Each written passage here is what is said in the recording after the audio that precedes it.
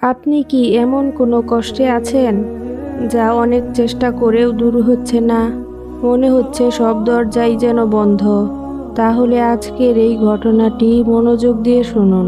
হয়তো এই গল্প আপনার ঈমানকে আরও দৃঢ় করে দেবে। এক ব্যক্তি দীর্ঘ কয়েক মাস ধরে ভয়াবহ পায়ের ব্যথায় ভুগছিলেন। হাঁটতে গেলেই অসহ্য যন্ত্রণা হতো, সিঁড়ি দিয়ে উঠতে কষ্ট হতো, কিন্তু সবচেয়ে বেশি কষ্ট হতো সালাতে সিজদায় যাওয়ার সময়। সিজদায় গেলেই ব্যথা এত বেড়ে যেত যে মনোযোগ দিয়ে ইবাদত করাও কঠিন হয়ে পড়ত। তিনি চিকিৎসা করলেন, ঔষধ খেলেন, অপেক্ষা করলেন, কিন্তু কোনো পরিবর্তন হলো না। ব্যথা যেমন ছিল তেমনই রয়ে গেল।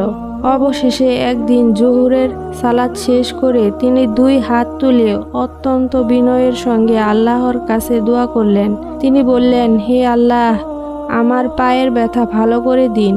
এই ব্যথার কারণে আমি সিজদায় শান্তি পাই না, আমার ইবাদতে মনোযোগ নষ্ট হয়ে যায়। হে আল্লাহ, আপনি একমাত্র শিফা দানকারী, আমি শুধু আপনার কাছেই শিফা চাই। দোয়া শেষ করে তিনি 2 রাকাত নফল সালাত আদায় করলেন। সালাতের পর বিষয়টিকে তিনি আর তেমন গুরুত্বও দিলেন না।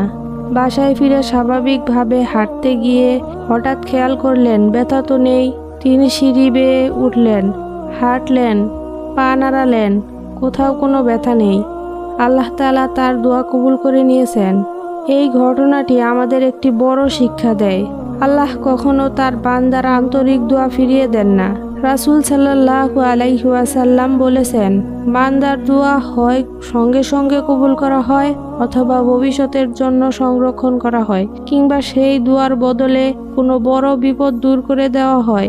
তাই জীবনের যে কোনো সমস্যায় মানুষের আগে আল্লাহর কাছেই ফিরে আসুন, আন্তরিকভাবে তাকে ডাকুন, কারণ তিনি সর্বশ্রেষ্ঠ সাহায্যকারী, সর্বশ্রেষ্ঠ শিফাদানকারী। আল্লাহ আমাদের সবাইকে আন্তরিকভাবে দোয়া করার তৌফিক দান করুন। আমিন।